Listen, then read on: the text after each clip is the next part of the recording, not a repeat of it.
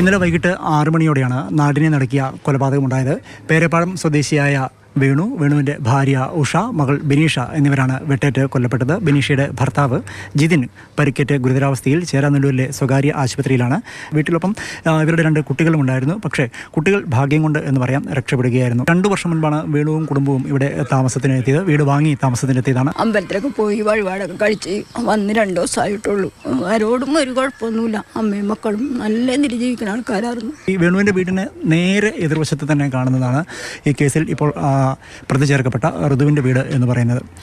ഒരു പ്രത്യേക സ്വഭാവത്തിലുള്ള അല്ലെങ്കിൽ ആണ് ഋതു എന്നാണ് പറയപ്പെടുന്നത്. ഇയാൾക്കെതിരെ പ്രൊഫഷണൽ കേസുകൾ ഉൾപ്പെടെ 4 കേസുകൾ രജിസ്റ്റർ ചെയ്തിട്ടുണ്ട്. ഒപ്പം സമീപസ്ഥരായ ചില വീട്ടുകാരും ഇയാൾക്കെതിരെ പരാതി നൽകിയിട്ടുണ്ട്.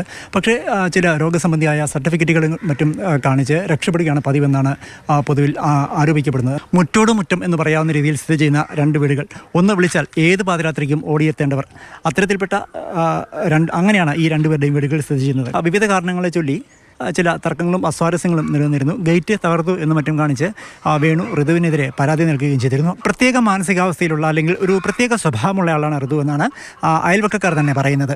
സാറന്മാർ നിസ്സഹായരായിരുന്നു അവരുടെ കാര്യത്തിൽ. കാരണം ഒരു സർട്ടിഫിക്കറ്റ് എന്തോ കയ്യിലുണ്ട്. ആ ഒരു സാറന്മാരും നമ്മൾ പറഞ്ഞിട്ടുണ്ട്, ഞങ്ങൾക്ക് ഒന്നും ചെയ്യാൻ പറ്റാത്തൊരവസ്ഥയാണ് അതുള്ളതിൻ്റെ പേരിൽ. നിരന്തരം ശല്യമാണ് എല്ലാവരും. വീടുകളിൽ കയറി കിടക്കുക, രാത്രി കിടന്നുറങ്ങുക, വീടുകളിൽ ചെന്ന് ഒളിഞ്ഞു നോക്കുക, ഇതൊക്കെ അവൻ്റെ മെയിൻ ഇടപാട്.